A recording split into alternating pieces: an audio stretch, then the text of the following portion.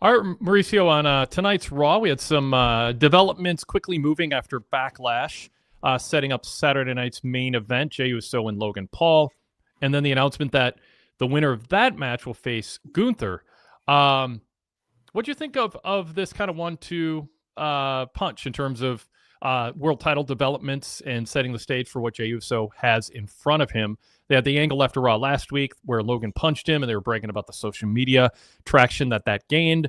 And then Gunther came out and had an exchange with Jey, very focused on him, and a little bit of giving away almost that Jey's going to beat Logan, but I think people figure that anyway, and Logan is on the network show just as sort of a celebrity draw. What do you think?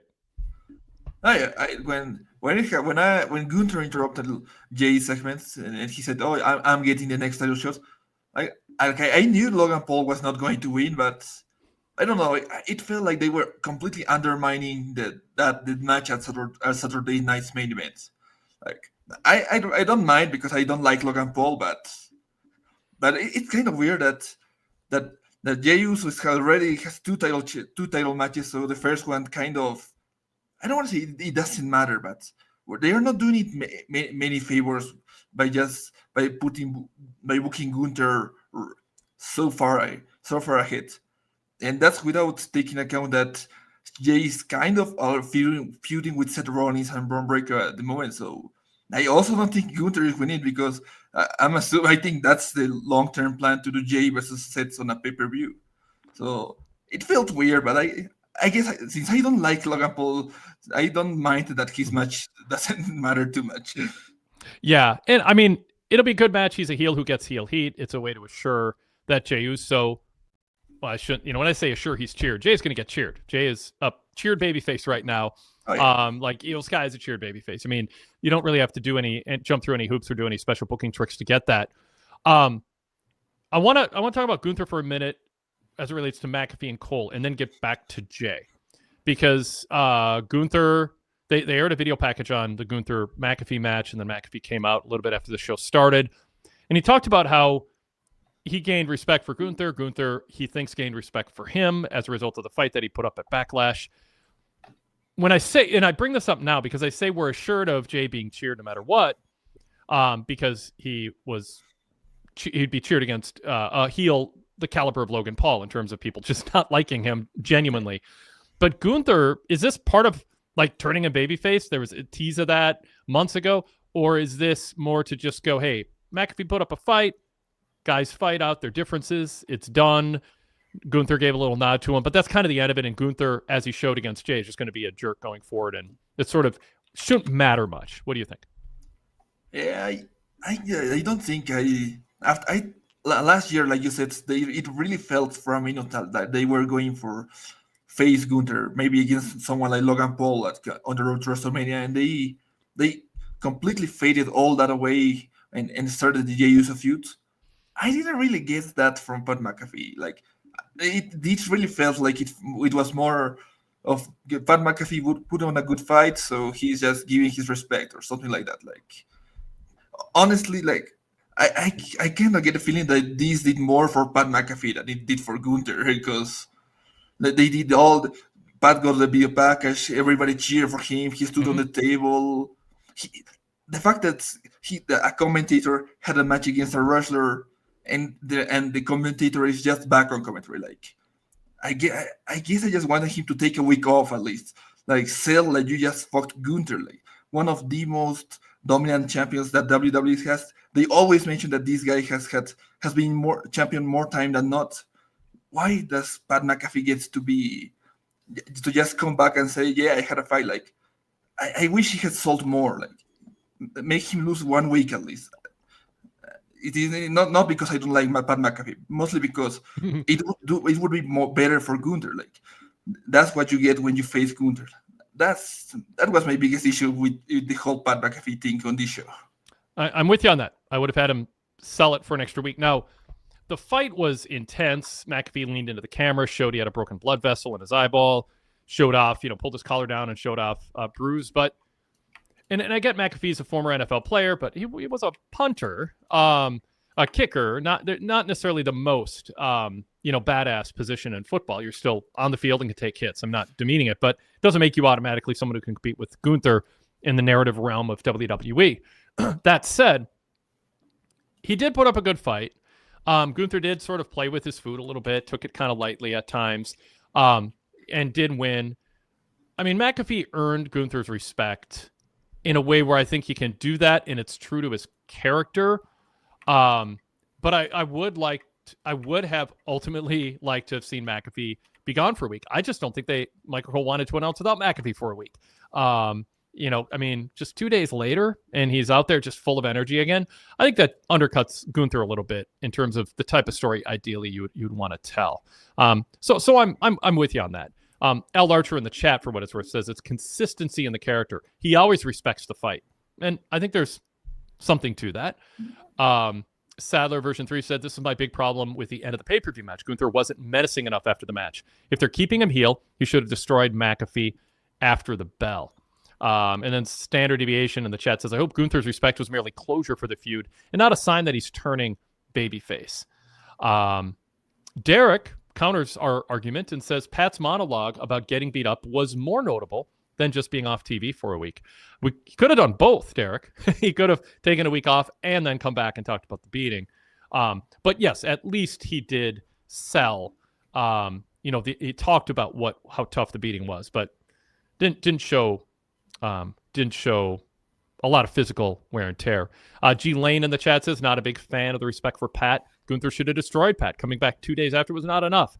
You can't have Gunther show respect to Pat and none to Jay. I thought it was interesting too. Michael Cole didn't seem all that.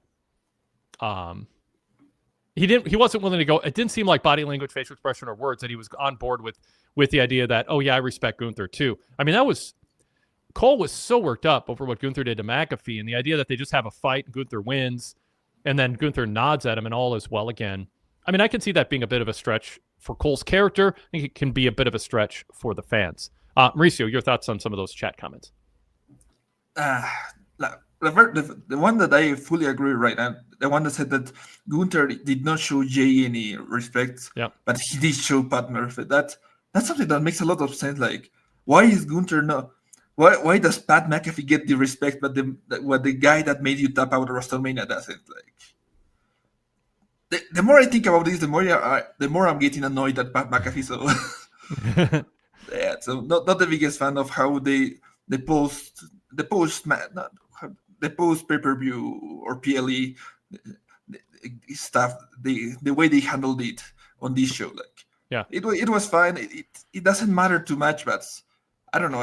I guess I wanted things to be a bit better for Gunther. So far, I'm still not happy with the way his title reign ended, the way it happens. A lot of things that do not satisfy me with Gunther. So I think the idea that Jay put up such a fight against him, where's the respect for Jay, does make some sense. Now, maybe Gunther's saying you're not a wrestler, you're not a threat to me. I beat you, but you put up more of a fight than I expected, and Gunther will show respect to somebody, in this case, who isn't a threat going forward, but took more of a beating than he anticipated. As Standard Deviation says, New Day on commentary calling out Cole's hypocrisy for cheating in the Pat match was great. That's fun. Another comment here in the chat, Goodfellow1422 said, in WWE World, Pat went toe-to-toe with Adam Cole. He beat Austin Theory and Baron Corbin, won a War Games match. There's documented toughness there. No, I mean, that in WWE canon, in their world, absolutely there is. And I mean, it's a fair comment. He's still an announcer, and they were, Cole was still selling it as, Pat, this isn't, you're out of your league. You're out of your depth. This is not going to go well. So the story was Pat was in over his head, and the names you mentioned are not Gunther. Also, Gunther's at the next level. Mauricio. Oh yeah, like you said, I agree. Like, he beat Austin Theory, he faced on Adam Cole. He was in a War Games match. I forgot he had a match with Baron Corbin, but yes, that also happened. But also in WWE canon, he lost a match to Vince McMahon at 70 plus years old. So I don't know. I wouldn't take a lot of WWE's in lore canon for a while, because last time Pat McAfee was in a wrestling ring before this Gunther match, Well, I think it was in the Royal Rumble like 1 or 2 years ago, and his bit was that he entered the ring, got scared, and ran away. So I don't think WWE has really given me the chance of, oh yeah, this guy is a tough guy. The last time we saw him in a ring, he ran away because he didn't want to face, I think it was Braun Breaker, if I'm not mistaken. Mm-hmm. Yeah. Yeah. By the way, Derek Hubbard says, to answer Mauricio's question, Gunther is a sore loser. He gives respect when he wins and he sulks when he loses. It's easier to show humility when you win than show respect and pride when you lose. How do you feel about that? Not sure if I'm fully on board with that, but that's one way that it could work. It could make sense. Not sure if I fully believe it, but it's something that they did with more thought than what WWE actually did. I would have liked Cole to have something to say and go, Pat, you can say you respect him. It's going to be a long time before I can forgive Gunther for what he did to me, for what he did to you. I still think he's a bully. The fact that he respected the fight you put up is on you.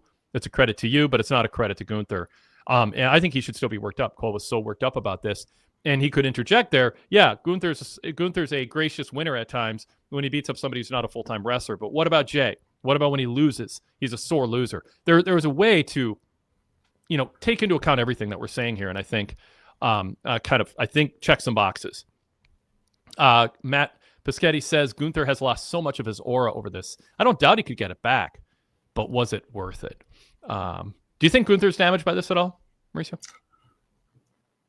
I mean, I don't think he got damaged by feuding with Pat McAfee, but I do agree that ever since losing the Intercontinental title at last year's WrestleMania, it really doesn't feel like Gunther, that the Gunther that we got on NXT UK, on NXT, or during his first title run.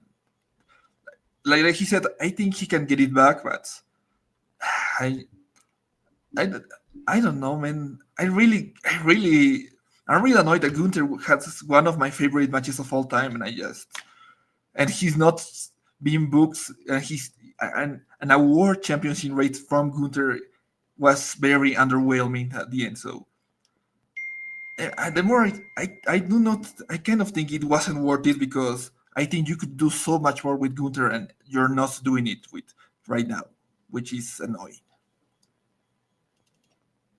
I'll throw this comment up as an example of, or lead into something else here related to this. G Lane in the chat says, the respect framing should have been used for an up-and-coming wrestler, not an announcer. Now, what I'll say to that is, I think WWE finds Pat McAfee more valuable of an asset and part of the brand than an up-and-coming wrestler who loses to Gunther. If somebody loses to Gunther and they're an up-and-coming wrestler, that can happen later. It can happen again, as it happened with Pat. But right now, I think they want to protect the Pat McAfee brand more than they're trying to elevate some up-and-coming wrestler who gets booked to lose to Gunther at this stage. Because if they're booked to lose to Gunther at this stage, then, well, I say this knowing Jay lost to Gunther and then won the championship, but they're probably not going to do that again with somebody who earns respect from him and then ends up beating him for the title after losing to him. All right. Well, Mauricio, let's pause and introduce the show, and then we'll get back to I want to talk a little bit more about the Jay Gunther interaction, and a lot more on the show, too, to cover. This is the Wade Keller Pro Wrestling Post Show for Monday, May 12th, 2025. I'm Wade Keller, host of the show, the editor, publisher, and founder of the long-running Pro Wrestling Torch weekly newsletter and the website PWTorch.com. On PWTorch.com, you can find my live TV coverage of Raw, Dynamite, SmackDown, and WWE PLEs as they air, or you can read them, of course, after the shows are done, or if you're catching up later the next day. Lots of other content on there, news stories, flashback articles, special contributors doing a bunch of different themed articles, hits and misses, rising stars and fading stars, feud tracker articles, much more. Just really good supplement to being a pro wrestling fan with a good mix of opinions and backgrounds of fans. So I hope you're checking that out on a regular basis. One of the opinions in different perspectives you get is from today's co-host on the show, Mauricio Pomarez. He is a contributor to PWTorch.com with Raw reports right alongside mine on Monday nights on our website. Mauricio, welcome back to the show. Hi, once again, thanks for having me back. Great to have you. I think I don't think I've been on the show since WrestleMania, so I don't know, good to be back. Yeah, it's good to be back. There's lots happened since then. Doesn't feel like that long ago, but a decent amount has happened since then. And tonight certainly pivoted to, a post Backlash, post WrestleMania chapter for WWE. Mauricio, overall, I'll get a couple other plugs in here, but do you think WWE's in a good position right now compared to where you hoped or thought they would be after WrestleMania here, a month out? I feel that they're in a bit of a transitional period because right now they have some good stuff because the Seth Rollins, Braun Breaker, Paul Heyman group has really been, and their feud with Punk, Sammy, and Jay now, that has been really, I think, quite good. Like, and the women's division, like it finally feels like they are giving them some actual time. Like they got tonight's main event. Over the last couple of weeks, they got a lot of singles matches, some with not great endings, but still a lot of time they were given. So, but there is still a lot of stuff that I'm not fully on board with. Like, the tag division, it has been a long time and it hasn't really been fixed. Like, Jay is very popular. He being a part of the Seth Rollins feud I think is very good. I really do not care about him facing Logan Paul. And beyond what my feelings are about Logan Paul, I don't think they have done a really good job of building the match on TV. They had one segment so far, and it was the same Logan Paul promo with Hurt every single time he enters a feud. Like, yeah, I'm better than everyone thinks. I'm a social media influencer. I'm more important. I make more money than you. Like, Logan Paul is not an interesting character, so that's the fact that is the world heavyweight title picture. Does not really make much for me. So, and there, I think WWE right now is in a bit of a transitional position, and I'm kind of baffled that they haven't announced the draft yet because that's usually like I keep waiting. So they're going to announce the draft tonight, right, or on this week's SmackDown, but I get the feeling like they won't do it because they just announced like Money in the Bank qualifying matches, and I think that's going to take precedent over the draft. So I guess they are doing the draft later this year. It feels weird because it's been years since they've done the draft, like 2 or 3 weeks after WrestleMania. So right now, I'm keep waiting for. So do we wait for the draft or we just focus on the rosters that we have now? I think we got to focus on the rosters we have now because everything is still linked up going through Saturday's main event. At least at this point, with the wrestlers aligned where they are. Okay, I want to throw out a couple other things, and then we'll get back to the Jay Gunther exchange and also some more chat comments on it. Some really good contributions from our chat today.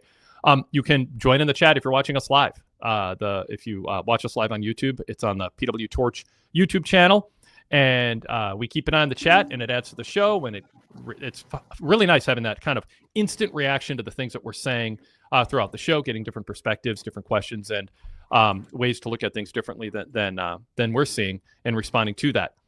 So you can be part of the show by doing that. Another way you can be part of the show is wadekellerpodcast@gmail.com. wadekellerpodcast@gmail.com. When you email, you can do it during Raw, Dynamite, or SmackDown, or right afterwards. We'll keep an eye on it. That's a good way to contribute to the show if you aren't necessarily going to watch the post show and participate in the chat, or if you just have multiple questions or want to be more long form in your contribution to the show. And then finally, you can be part of the show by being a video caller. That is for our VIP members and our Patreon supporters. So you can look for the link on our PWTorch VIP Patreon page or on the PWTorch VIP website in the TV reports on the shows that we're covering on the post shows. So you're invited to do that. While we're at it here, I do want to welcome or invite people to like this show. If you like our show, thanks for watching. Let people know by liking it, clicking the like button, and also comment below. And finally, subscribe to our channel so you don't miss out on more shows. You can also set an alert that'll let you know when we're going live. Good reminder so that you don't miss it if you're busy or distracted with other things but want to watch the post show live. All right, let's get back to the Jay Gunther segment and some conversation about that. Derek Mitchell says Gunther's not damaged by the loss to Jay at WrestleMania. He only lost 3 times in the last year. Sami Zayn at WrestleMania 40, Cody Rhodes at Crown Jewel, and to Jey Uso at WrestleMania 41. And so I think Gunther is in a very strong position, but I also like that he has lost. I think if he never lost, the story becomes, when is Gunther going to lose? Which is fine, but I think you want there to be other stories that are being told about him, and having some vulnerability, or in a meta sense, a belief that he might lose, I think is actually kind of important to his matches staying interesting. What do you think, Mauricio? No, I agree. Like right now, Gunther, I don't mind that he lost to Sami Zayn. Like I didn't like the Jey Uso match, but that match, but it made sense for Gunther to lose to Jey Uso. Like that, my issue with I don't think Gunther has lost aura or anything because of his losses. Like his losses have been fine. Like him losing to Jay, fine. Him losing to Sami, fine. Him losing like back in NXT to Braun Breaker or to Ilya Dragunov, those were fine. The only one that I didn't like was the Cody Rhodes one, but that was another thing. I think the problem with Gunther is less because about his losses and more about the feuds he was given, because he won the title by facing Damian Priest, and that was good. I think it was good, and even the Randy Orton match, even though it went a bit too long for my liking, it was good for him. After that, he just went into this. He kind of got mixed with Damian Priest and Finn Balor throughout the Judgment Day breakup, and he just kind of got lost in the shuffle in between that. And I think that's the main reason I think Gunther lost some aura, because he's not the main focus, even though he's the world champion. So my issue with Gunther is not that he has lost matches.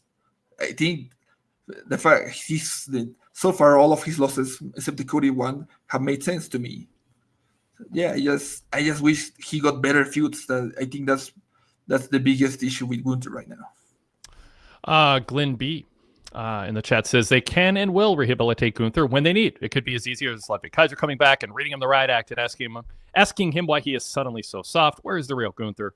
I mean, you could do that for sure, and it is a technique, and sometimes we underestimate how quickly they can kind of pivot and just have some sort of inspiration that gives a wrestler who took some losses a killer edge again. And I mean, I don't underestimate that, but at the same time, Gunther is in a certain level where I understand people and us having a discussion about how important is that aura, and if you pierce it too much, is there enough left if you sacrifice him in ways that maybe you're not sacrificing other top stars? You don't want him to be the guy who they feel can be sacrificed often. And again, it's not often yet. So we're not there yet. But even sacrificed in the sense of not just crushing Pat McAfee instantly, although he seemed to delight in extending the beating, and he did win.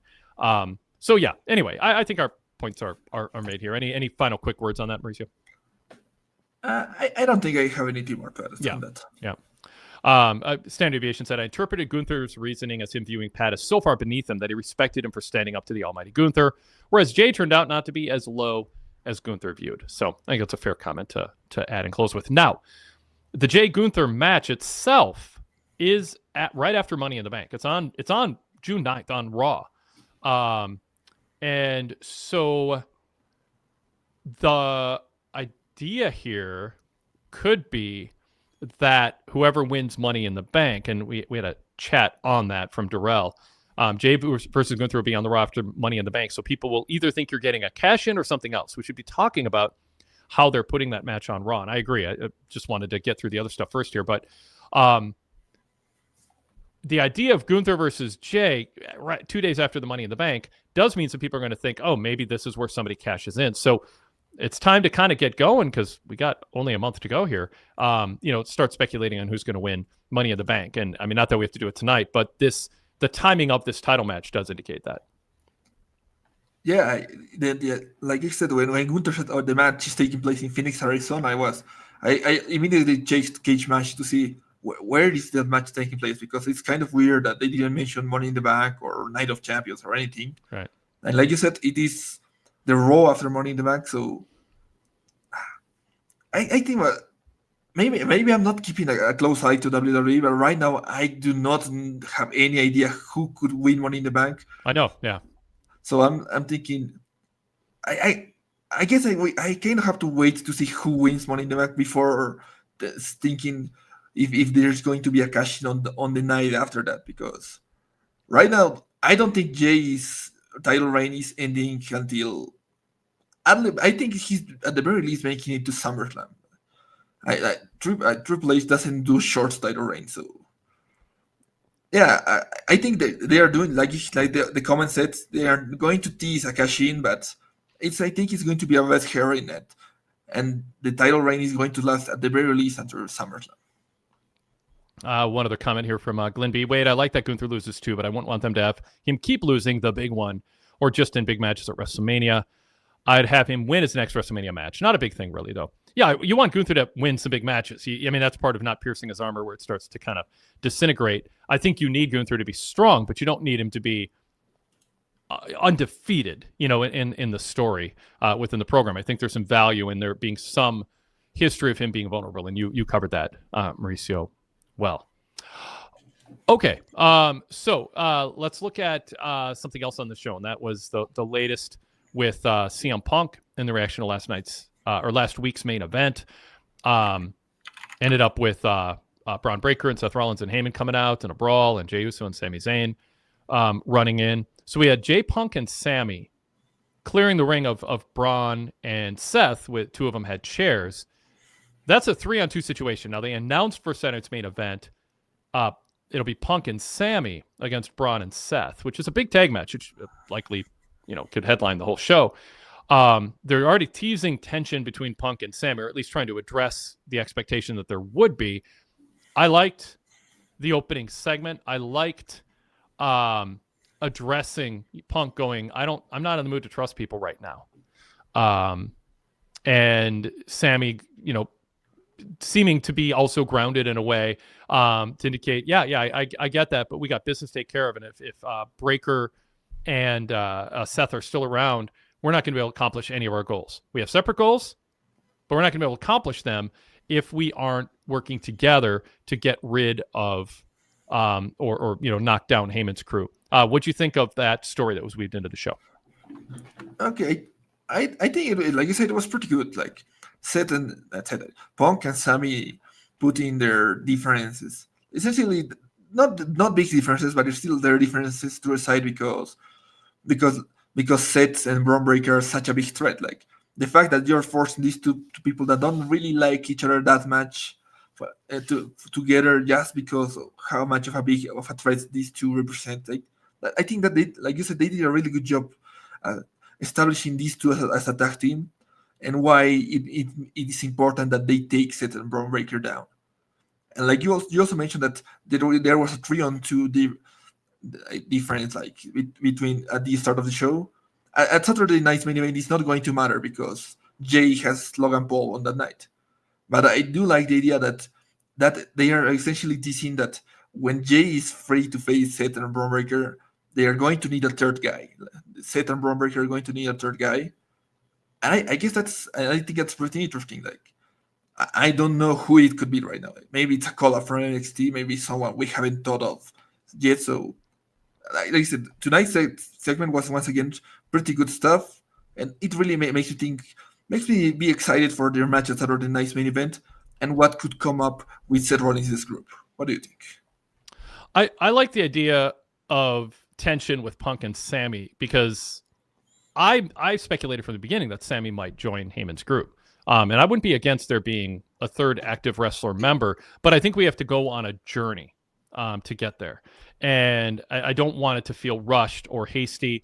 I want it to feel natural. I'm not even convinced it's a right move. But acknowledging Sami and Punk have a motivation to work together. The term was, I was trying to remember we have our own ambitions. And I like that, but they can't be accomplished without working together. It acknowledges the tension. I think it's going to make people think, can Sami be fully trusted? Obviously, Punk's not going to turn and join Heyman with everything that's happened, but Sami does seem like a little bit of a candidate. I'm not even evaluating whether it's ultimately a good move or not, and I think there's a way to tell a story that'd be compelling and work, and it's also, you can make a case they shouldn't do that again. Ultimately, though, it feels a little weird, Heyman having two guys. I like a slightly bigger faction than that, whether it's one or two more.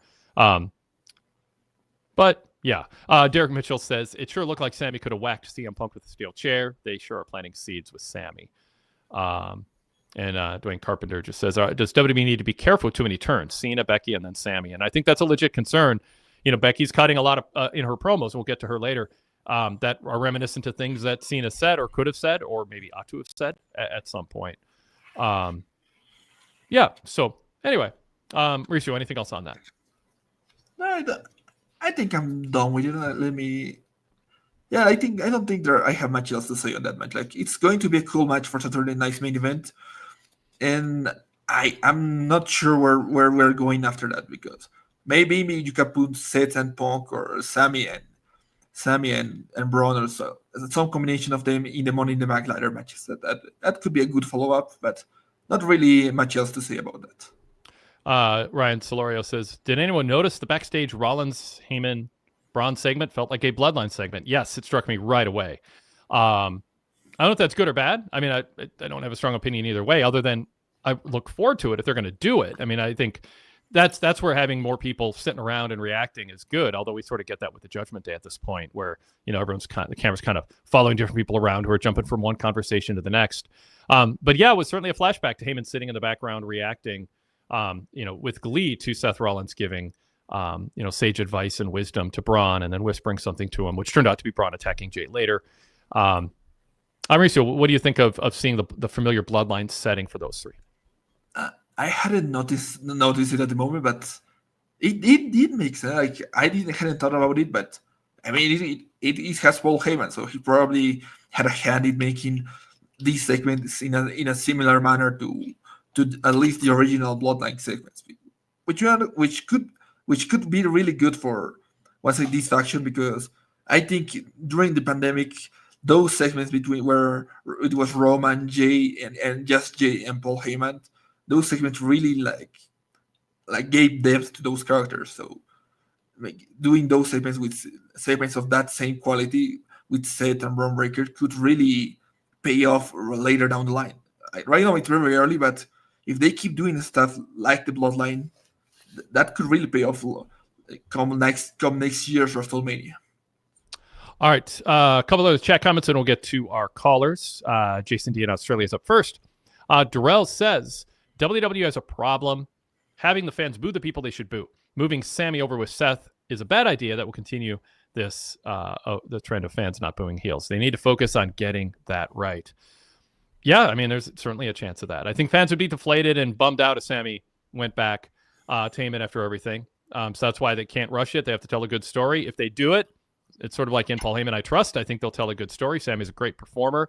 But sometimes they do one turn too many, or they get excited about the end result, but they don't realize fans won't buy it as a believable scenario. One other note from Standard Deviation in the chat. I don't like how Braun looks in a suit next to Paul Heyman. He looks like an NPC goon.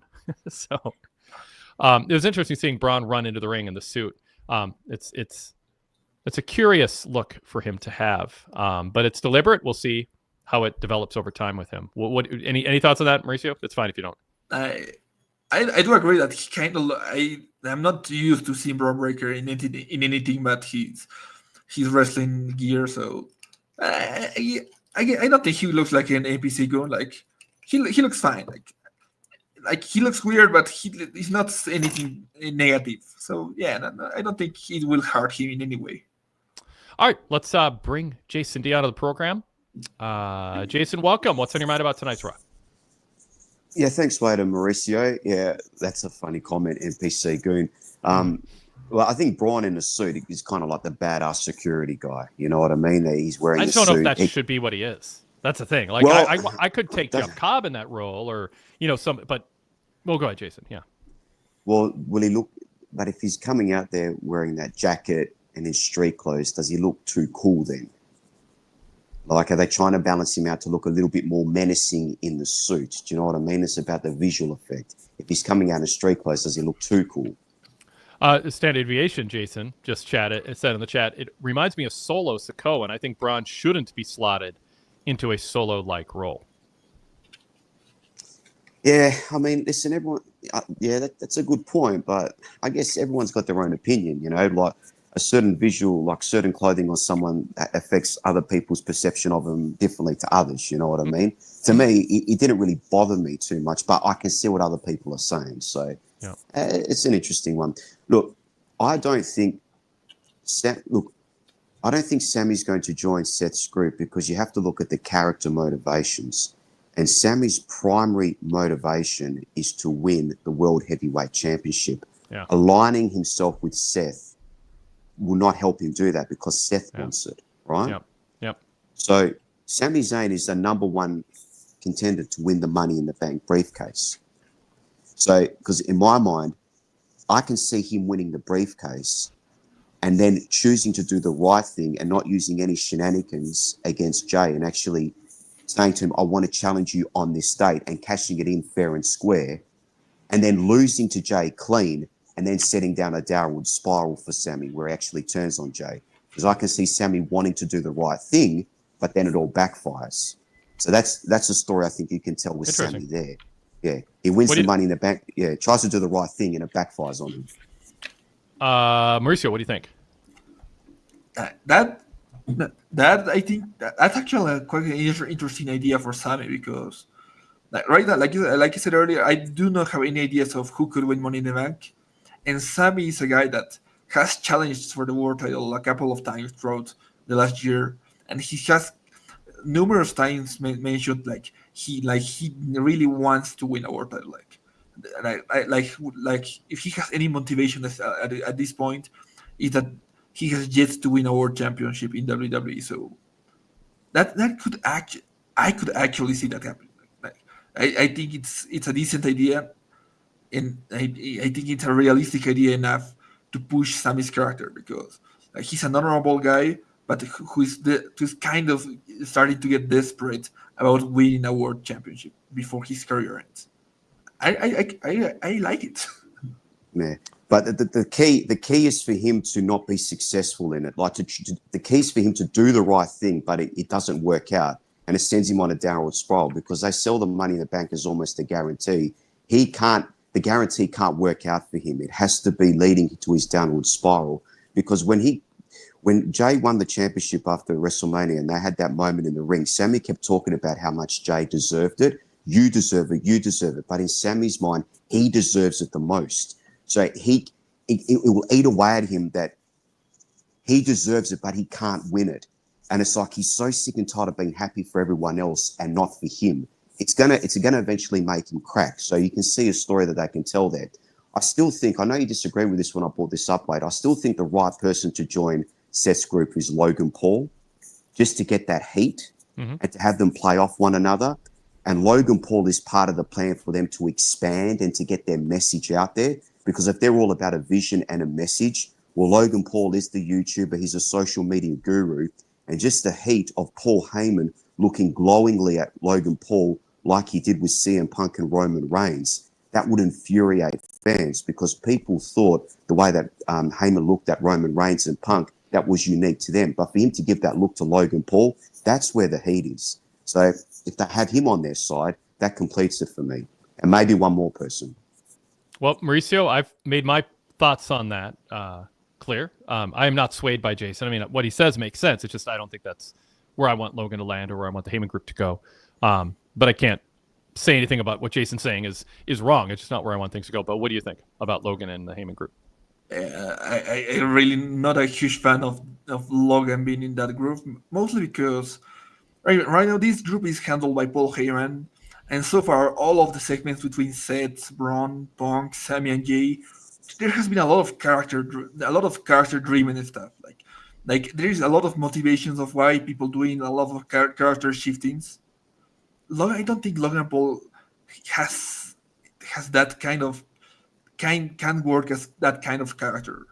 Like the moment he turned heel, I think it was like 3 years ago. I don't know. He has been the same guy since he did that. Like the same kind of guy, the same type of match. He will pull out a different cool move, but I don't think he's an interesting character that could fit this storyline. I see the reason that it could gain some heel heat, but I think I'd rather have someone that can.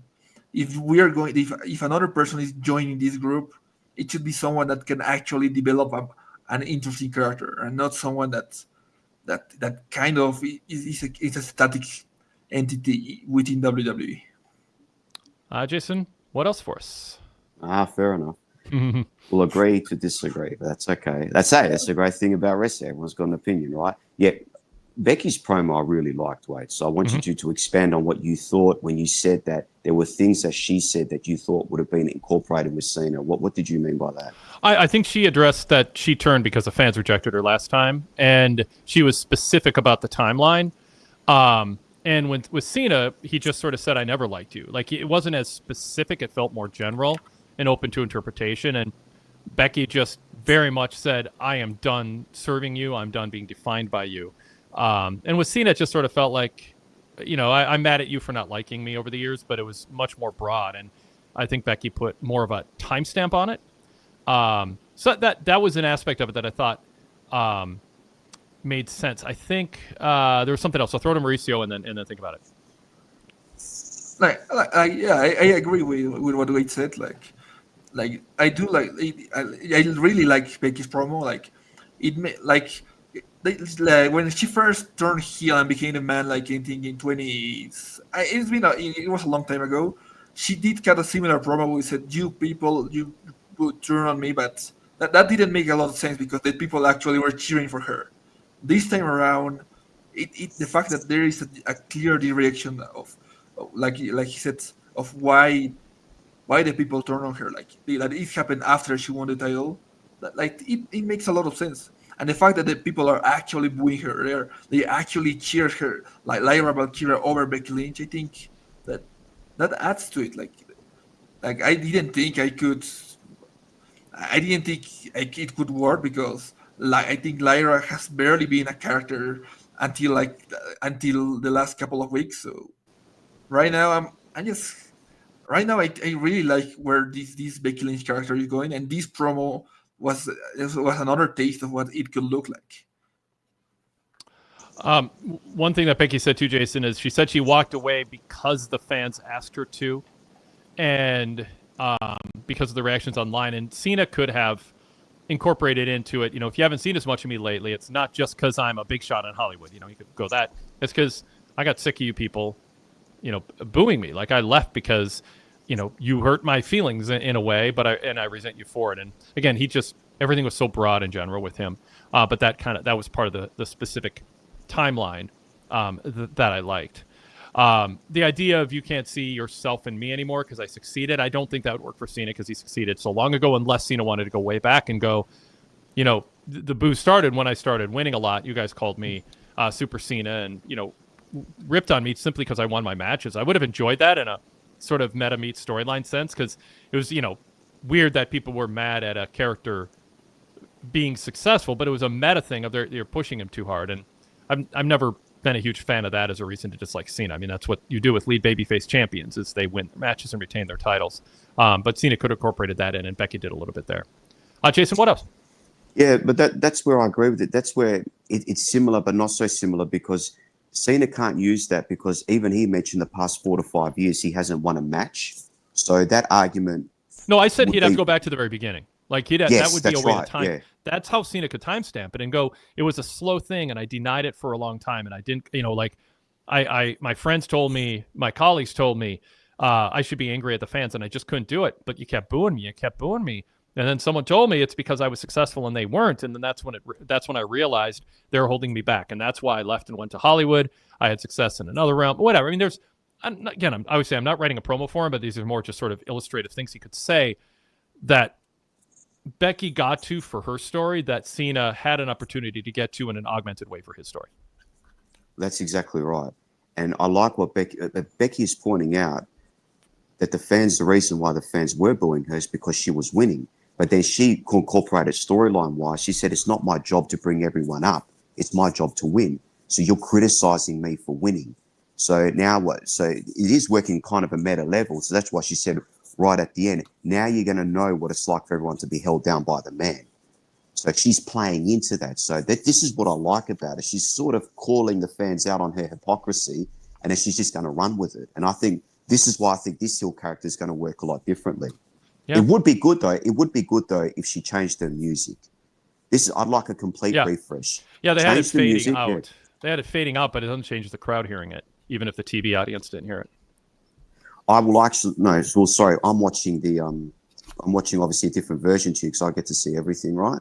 So so I got to see the her coming out and everything, right? But I just think just change the whole character, give her different music, and you can see that's what they're trying to do with Seth Rollins. Like last week they had Paul Heyman singing along to it, Yep. and then they had CM Punk deliberately speak over, saying, "You're just a song, you're just a song, you're just a song." So they're trying to,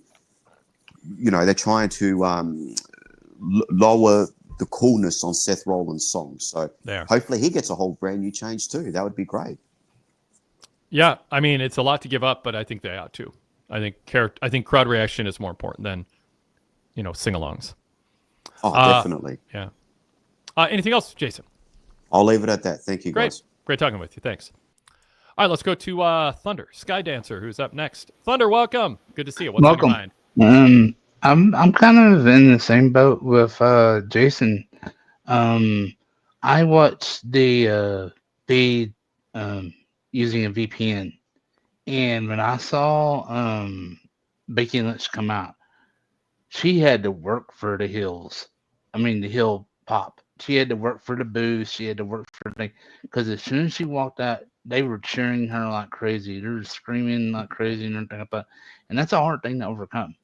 And I'll give her a lot of credit because she did. And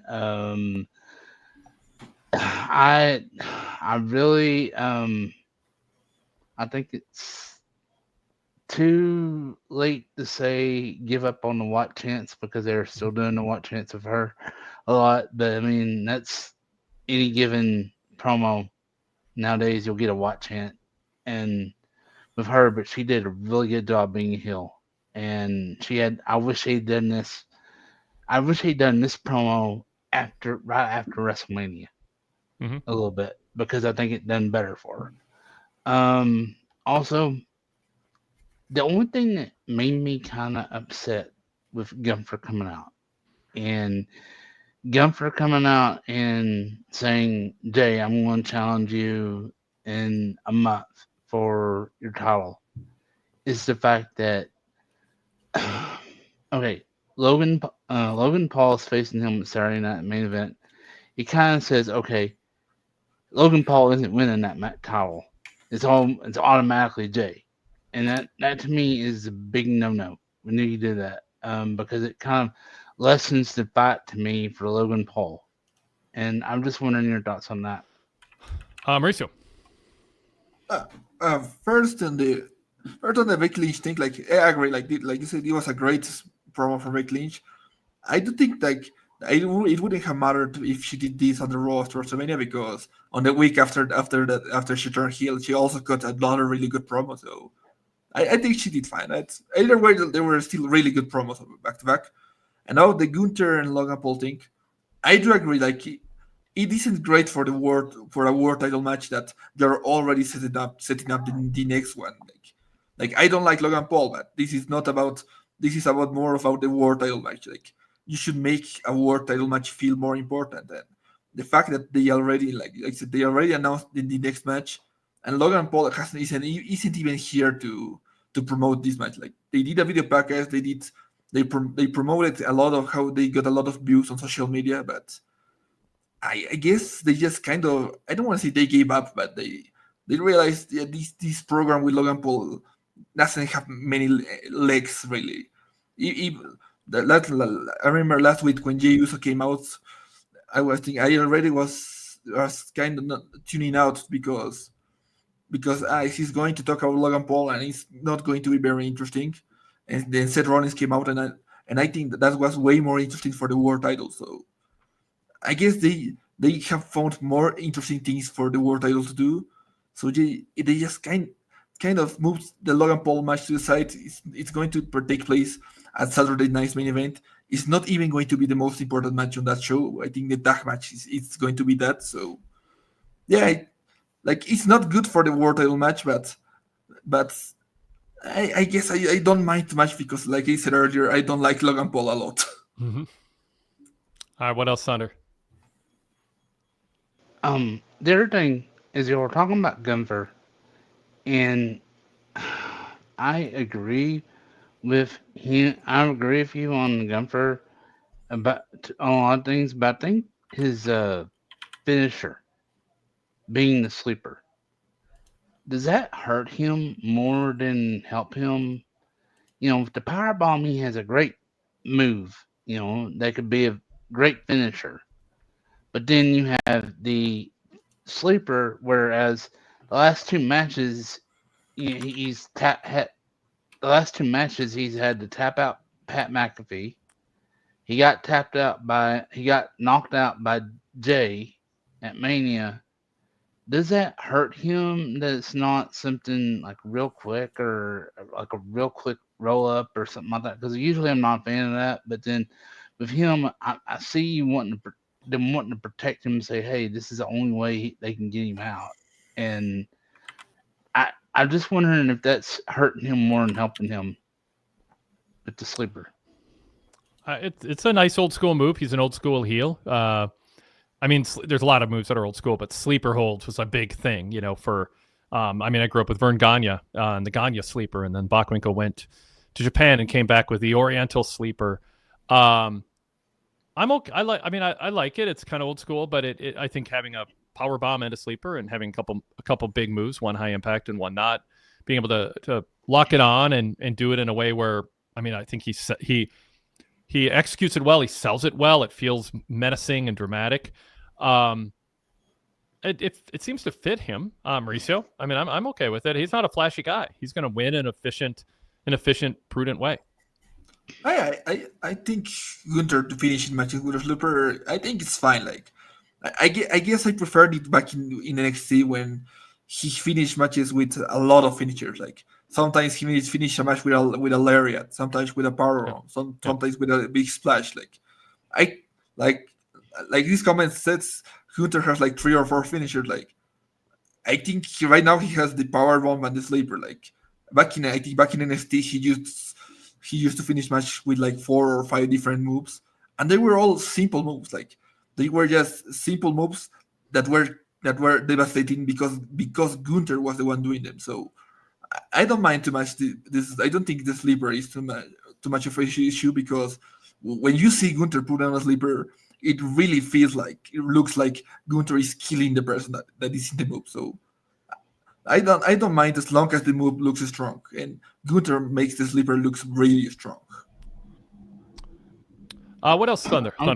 That's it. Thank you guys. Yeah, and great. It's a great Raw. I can't wait to talk to y'all again next week. Sounds good. Enjoy your week. Bye. All right, very good. A couple chat comments. I'm with standard deviation on this one. I would argue "you tapped out" is perhaps the dumbest chant in all of pro wrestling. There's a lot of dumb chants, but that's an argument best reserved for an email. Well, we're covering it here, although you can send an email and elaborate more if you want. The idea that tapping out is dishonorable, I get where standard deviation is coming from. Chanting it as a heel who's arrogant, and then he lost to his own move.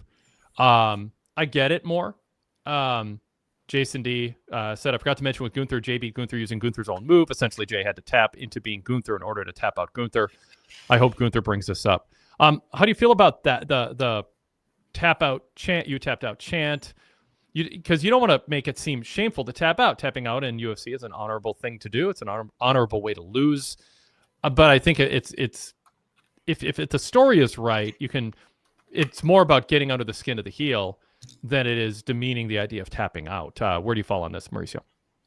Oh yeah, I get how it can be annoying and maybe at some points, but we are still very close to WrestleMania. Like, Gunther lost his world title like maybe a month ago, so it still feels.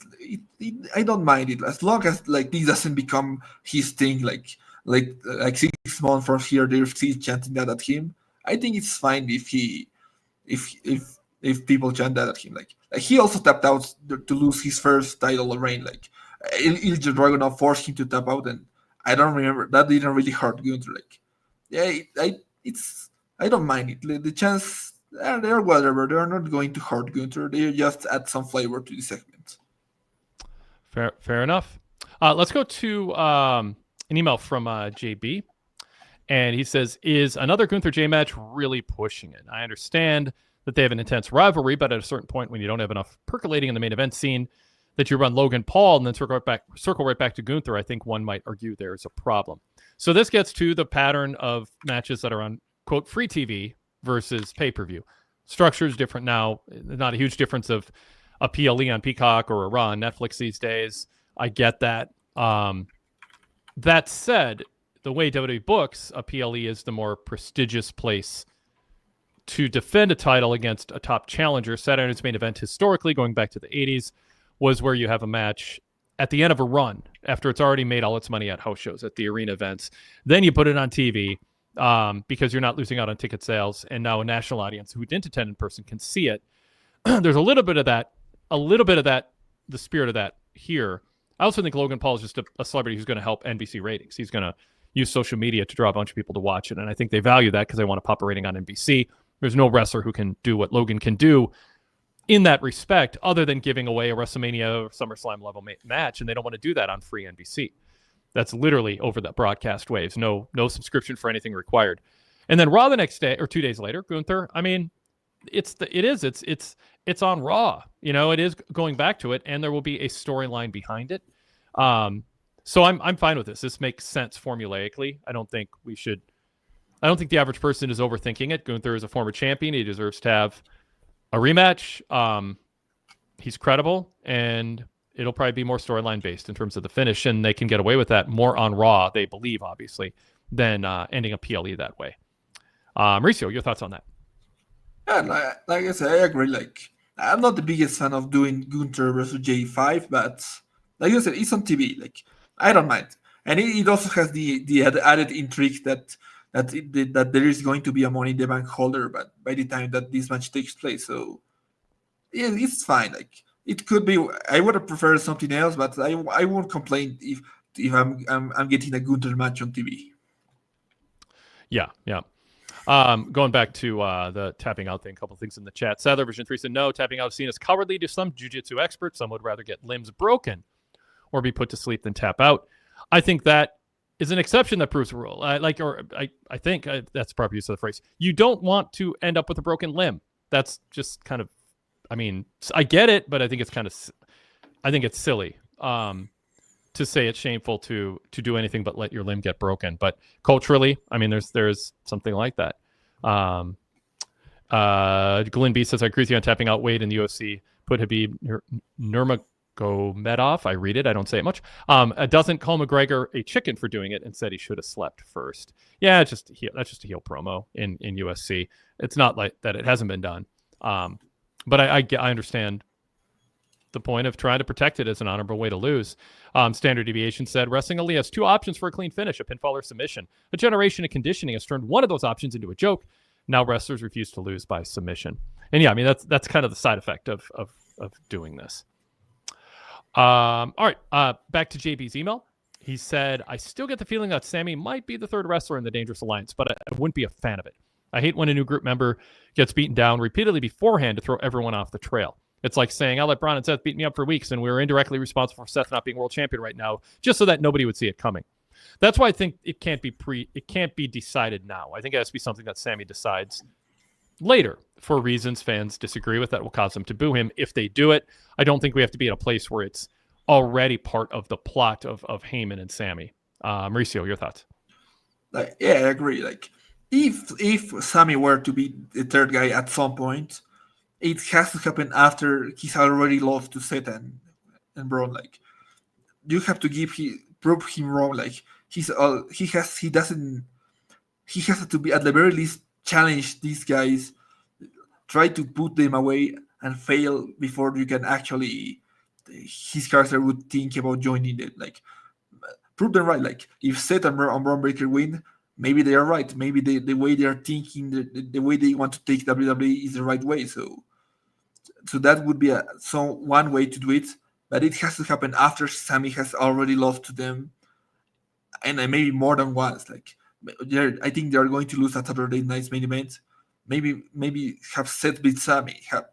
Have Sammy lose another main they said earlier. Maybe have Sammy win Money in the Bank and lose another title match.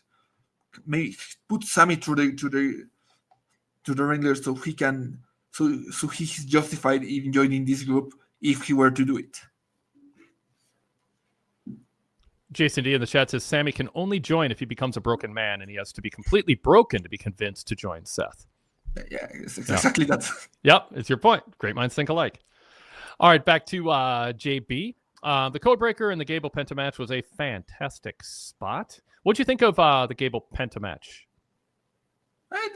It was good, but I guess I kind of prefer their first match, but like I don't think I have a lot of thoughts to say. It was a good match. Like Penta has looked really good since he came to WWE. Gable is always a reliable hand. I think their first match was better, but this was still very good. So I don't think I have a lot of strong thoughts on this one. Like it was just a good match. Yeah, it was a good TV match. I mean, they're good at what they do. Yeah, I mean, it was 11 minutes. It wasn't meant to be epic. There's a commercial break in the middle for those who are getting the commercials. But yeah, it was fine. But yeah, it also was somewhat forgettable. Yeah, I don't have a lot to say about it otherwise. All right, we have to get away from you people heels. It feels like Cena gave Becky his notes for her promo tonight. I mean, it's not a completely new thing, but I do think Becky has a challenge trying to differentiate herself from Cena with this turn, and in a way maybe one-upping him by just doing a little bit better of a job is good. And she's also not retiring, and so there's more. I mean, she is a veteran and she's been around a long time, and she's in the second half of her career, to say the least, but she's not on her countdown to her final date. That gives her a different kind of vibe to things. She's also trying to get a title, not defend it and threaten to retire it. There's some differences, but yeah, I mean, there is a risk, Mauricio, that people look at Becky and go, "Oh, you're just copying Cena," even though, I mean, it's what she'd be doing even if Cena weren't. Yeah, I see a logic in trying not to do the same spots or promo or style of match very often. Like one of the things that annoys me the most about WWE right now is because that a lot of the matches have an interference in the finish. And even though they're all doing their own thing, they are still interfering in the finish. I see it. They're all doing the same things, but even though, and I wouldn't mind one or two, but there are a lot of matches doing that. But I don't think, since there are not, I don't think there are a lot of heel turns. Like, yeah, we had Cena and Becky, but that's like the two people, right? I don't mind if their promos are kind of similar. Like, yes, there's a similar logic, but I think they both handle things in a very different way. Like Becky's promo, she feels more angry. Like she feels more rambly. Like she's yelling all the time. She speaks very fast. Like she's handled things in a different way to Cena, who I think he speaks a lot slower. She's reacting a lot more to the way the crowd reacts.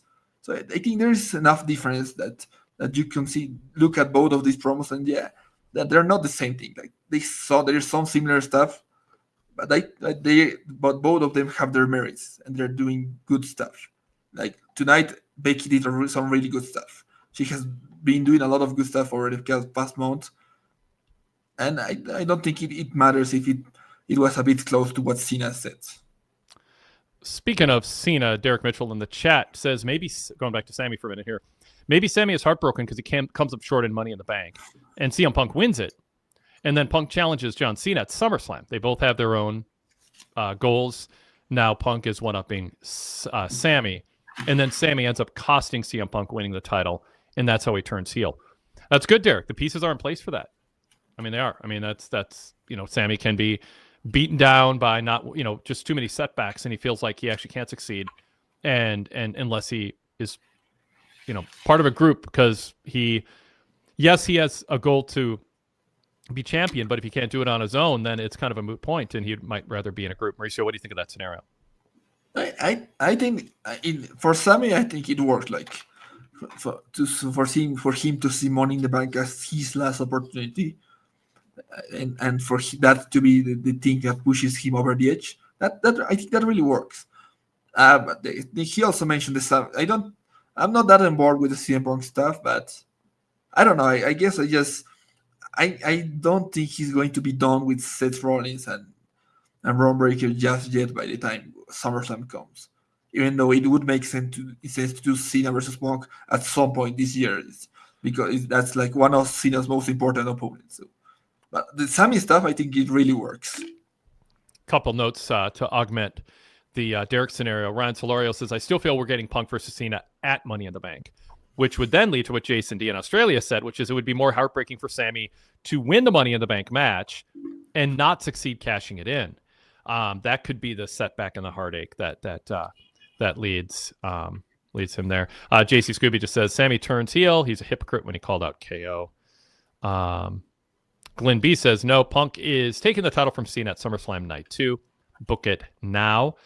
Standard Deviation notes Punk is in the advertisement. He was teased for Night of Champions, so maybe they do it before SummerSlam. So a lot of speculation about when Punk gets a shot and if he wins or not. Mauricio, do you have a timeline guess on that or a favorite time frame? I'm not quite sure because, like, when Cena announced that this was going to be his last year, like it was clear, like there's some obvious people that he's going to face. Like he's going to face Cody Rhodes, he's going to face Randy Orton, like he's going to face CM Punk, and I think a lot of people, myself included, thought that do Cena versus Punk at Money in the Bank, like to maybe reference one of the most important matches in WWE in modern WWE history. But right now it feels a bit too soon. Like Punk is going to have the match with Seth and Braun like 2 weeks before Money in the Bank, and on top of that, Punk is on Raw and Cena is wrestling mostly on SmackDown. Like I think they're going to get to it at some point, but I think they're going to wait after SummerSlam.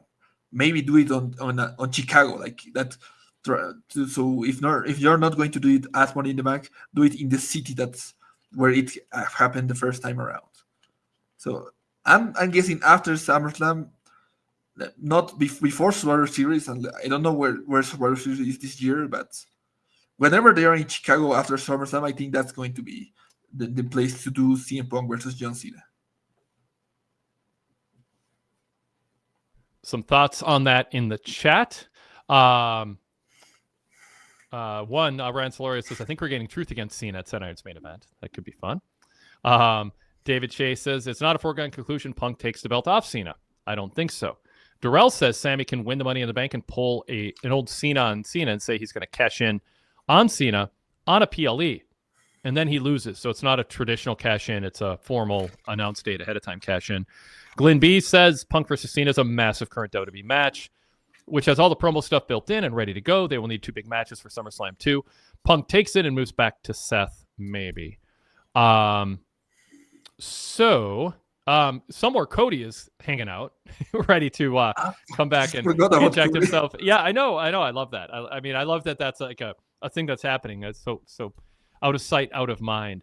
And so that he's got to factor in, at some point. And I haven't sat down and booked out the calendar. I mean, it's not like my job. I'm kind of along for the ride, but that doesn't mean that it isn't fun to speculate along the way. There's so many variables that can alter, why they want to do it and when they want to do it. And as we can see, Gunther defending or challenging Jay for the title on May 9th is because it's, 2 days after Money in the Bank. It'll probably be a Money in the Bank related storyline.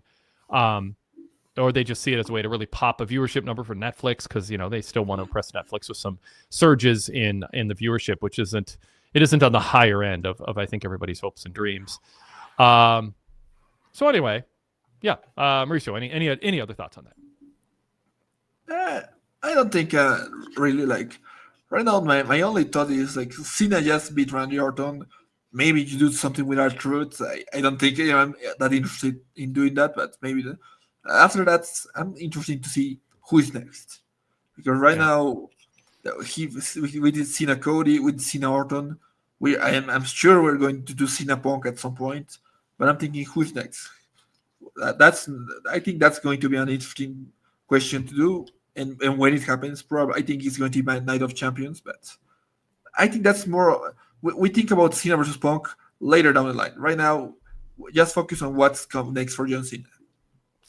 All right, very good. Finally, from JB, I'm glad WWE honored Sabu tonight and had all the subtle Sabu tributes throughout the night.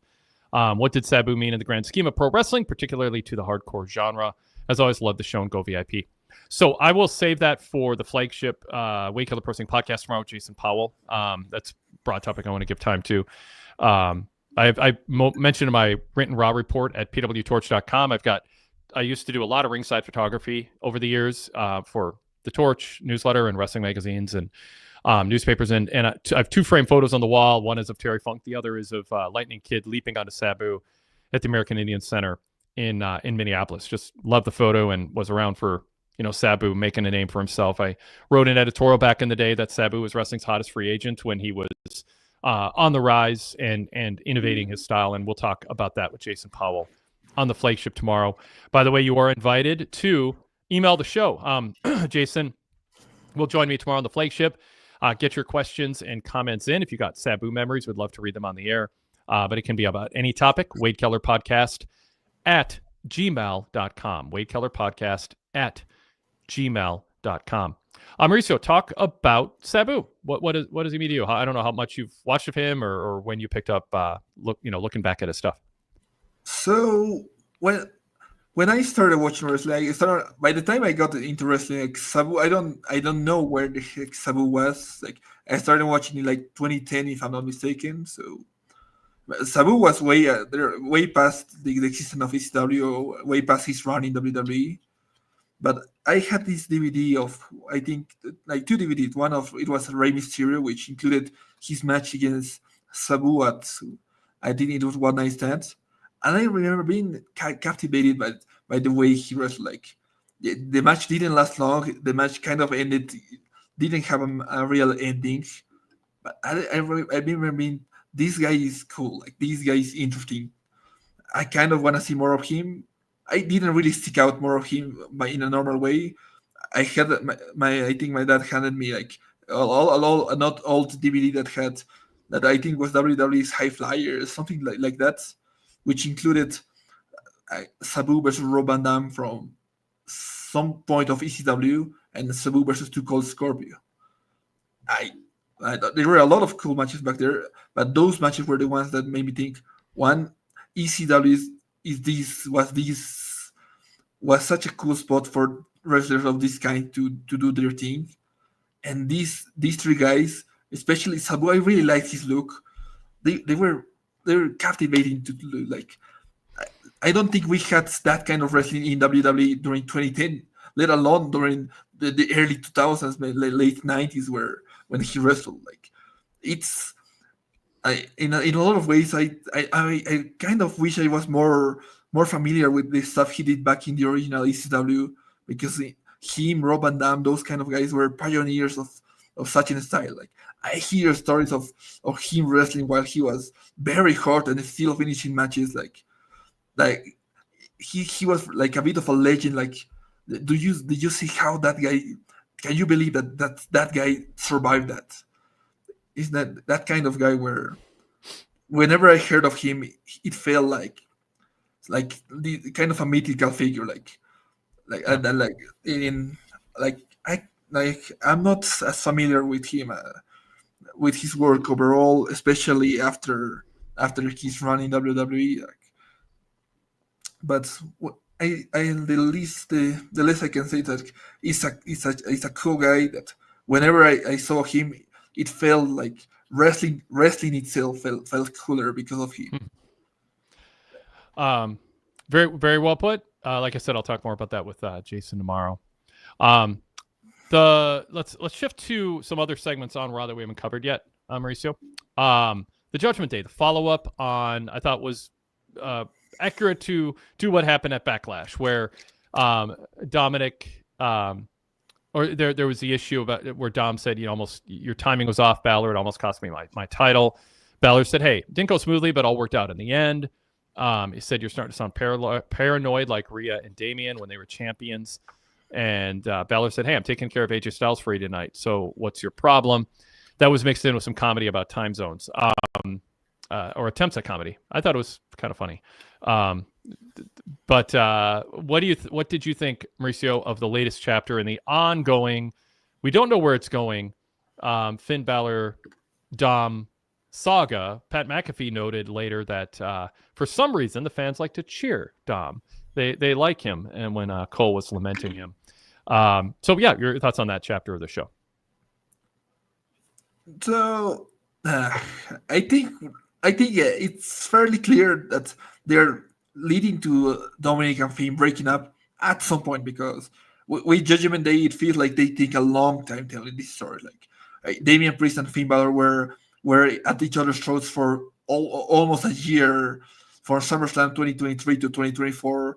They were not on the same page, and it took a whole year for them to actually break up. So this could end up next week. This could end up at SummerSlam. So I think they are building to Finn eventually leaving this group, and I don't think it's going to be perfect.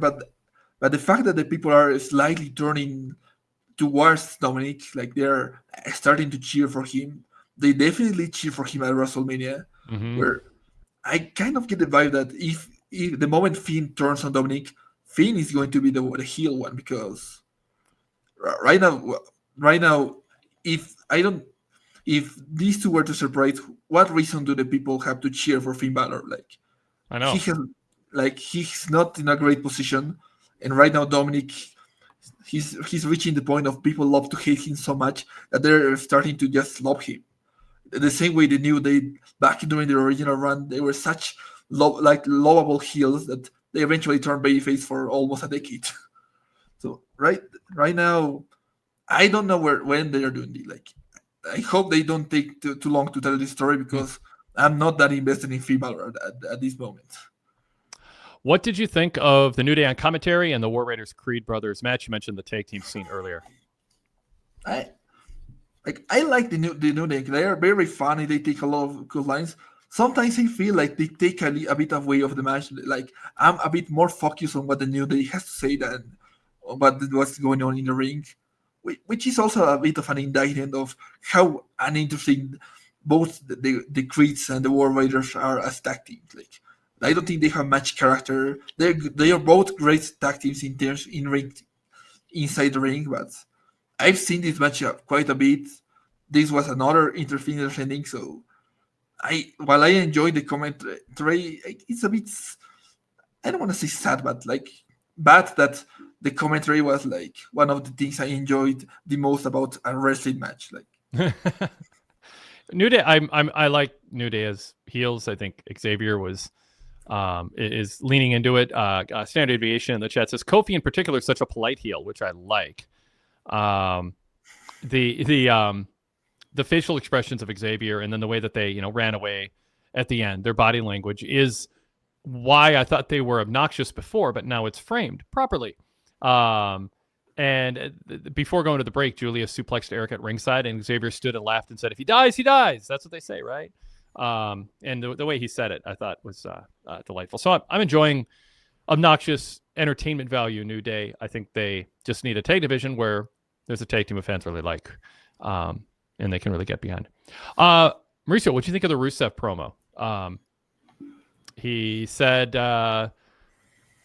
he asked wrestlers if fans to think about whether fans care that they're away from their families and that their choice each night is to hurt or be hurt. He said the sheep control the wolves, and he can see through the fans, which is why they mock him by chanting his name, which is interesting framing of something. He's trying to say when people are chanting my name, they're mocking me. They're not showing support for me or doing it as some communal,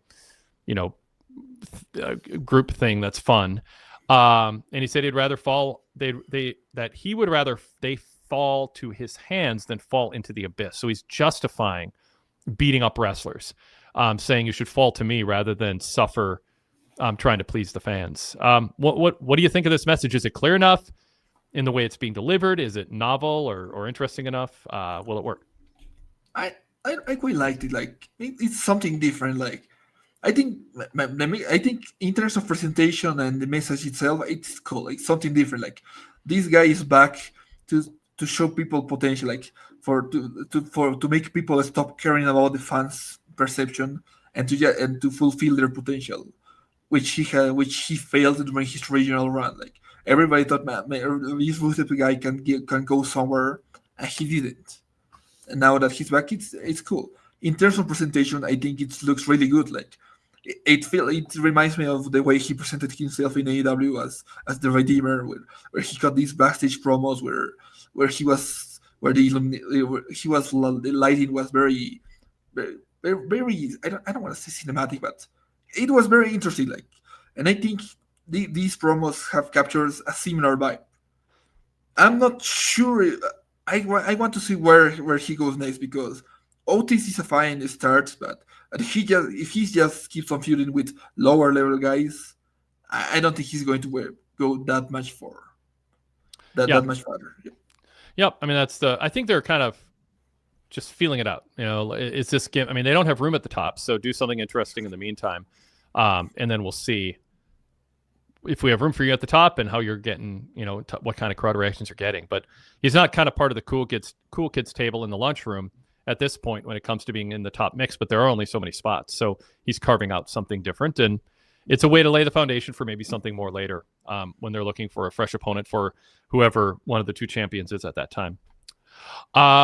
What do you think of the main event tag match? And what do you think of the dynamic with first Rhea and Io Sky? It was a straightforward match. Babyface team wins, and you're sort of like, oh, there's going to be a run-in or something else, and nothing happened other than Rhea just eyeing the belt, and just kind of indicating that she wants it. But a strong main event match with 4 women who are very talented doing their thing. What do you think?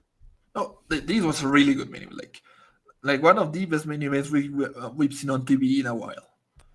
Like, I was a bit surprised that there was no shenanigans, but I won't complain. Like, I when there is so much interferences in every other match, I'll just enjoy a clean match where the best team won because they are the better team. I find it a bit odd that Roxanne and Julia have already lost their second match together, and I makes me feel like this is not a long-term thing. Like, right, they are not going to be at the part of the tag division. Like, maybe they will get called off, but there won't be. But I do like how this was just this short mini program, so you could put Io and Rhea on the same page before having them do a match, maybe at Night of Champions or Money in the Bank. There's someone noted there was a social media clip of Julia being rude to Roxanne Perez when she was saying, there's that we lost, and Julia said there's no we in losing and walked away. So I think they might already be breaking them up. If I read that, if I took it correct, if I understood correctly the tweet, I haven't seen that myself. But yeah, Ryan Solorio says it looks like Roxanne and Julia already broke up. LOL. From online. Yeah. Just check that there is a Fightful report that says after the match there is no we. Like, yeah, exactly. Yep. Yeah, I don't think this group is. I think this group is already dead. So I was right. Yep. Good job. Standard Aviation said Rusev and Aleister Black are doing similar promos at the moment, but I think Black will come out the more successful one of these two similar types. There is a downside to that. 2 former AEW wrestlers lost in a bit of an abyss, coming in and doing similar promos that they did in AEW. You could argue they're doing them better. Here, not by a wide margin because there's so many similarities. But there is a downside. I mean, if I'm Rusev, I'm mad at Black. If I'm Black, I'm mad at Rusev. Like, hey, let me have my gimmick. You come up with something fresh. But that is just a continuation of AEW. Any thoughts on that, Maurice? I don't think I haven't paid much attention to Black's promos, but that could be an issue. But right now, it feels like a bit like Raw and SmackDown are separate enough that you could have both guys and not have too much of an issue. Maybe if this was both of these guys were on Raw, it would be a much bigger issue. But right now, I don't think it's too much of a problem, and I don't think Black is going to cut. Since I think Black is wrestling more often. Like, he's already had 2 matches, and he's already appeared already like 3 times. Like, I think Black is going to have a different flavor than Rusev, like in a month from now. Mauricio, anything else you want to bring up for Raw tonight? Otherwise, we'll sign off. Let me take just a quick look if there is anything we haven't. I'll give a little verbal VIP plug while you're doing that. We'd love you to go VIP, get all the benefits of VIP podcasts and ad-free versions of our free shows like this one. You can search PWTorch VIP on Patreon or in Spotify and see what it's like for 7 days to have all the shows delivered on your feed that are VIP exclusive. And then again, the ad-free versions of these shows. You can get a full VIP membership through our main website with credit card, debit card, or PayPal. and it's compatible with Apple Podcasts, and get not only all the VIP shows, but a customizable feed where you can subscribe to individual shows and clusters of shows.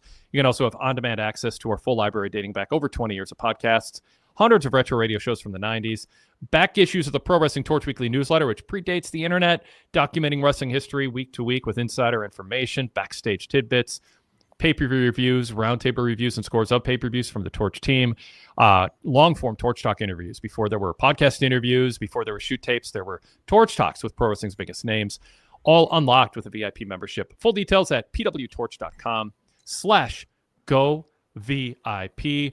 One other reminder before, or two reminders before I go back to Mauricio to see if he has any final thoughts on Raw.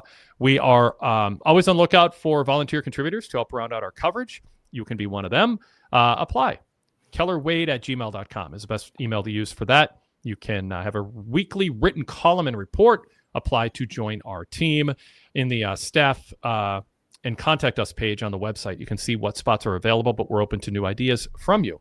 And we are very proud of the talent on display on a daily basis on PWTorch.com with some great writing from some people who know what they're talking about and have opinions and are good writers. And if that fits you, join the team. We'd love to have you. It's kind of it's fun to be part of this. And then the other thing I just want to note is please do like, comment, and subscribe to our channel. It makes a difference for our algorithm, and if you are giving us positive feedback, subscribing to the show, and liking our content. So please do that. Mauricio. You know what? Sorry. I want to remind, I talked about the podcast tomorrow with Jason.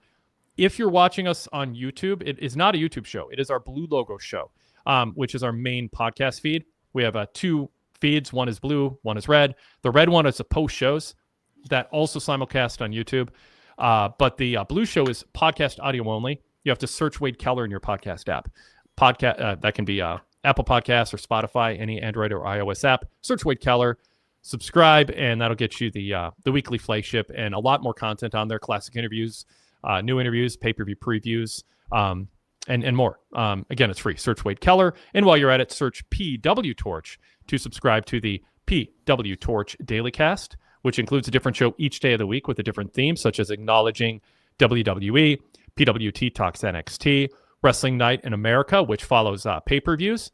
And that, by the way, Greg Parks and Javier Machado hosted this past Saturday night's Wrestling Night in America. Also, Wrestling Coast to Coast with Chris and Justin talking about the indie scene, shows that might be off your radar, but maybe you want to land on your radar. And also All Elite Conversation Club with Joel Donnell and Greg Canner. Lots of great content out there. Search PWTorch to subscribe for free to those podcasts, or you can get the ad-free version on our VIP feed with a VIP membership. VIP members get everything. There's nothing left out when you go VIP. All right, Mauricio, back to you. Anything else you want to bring up from Raw?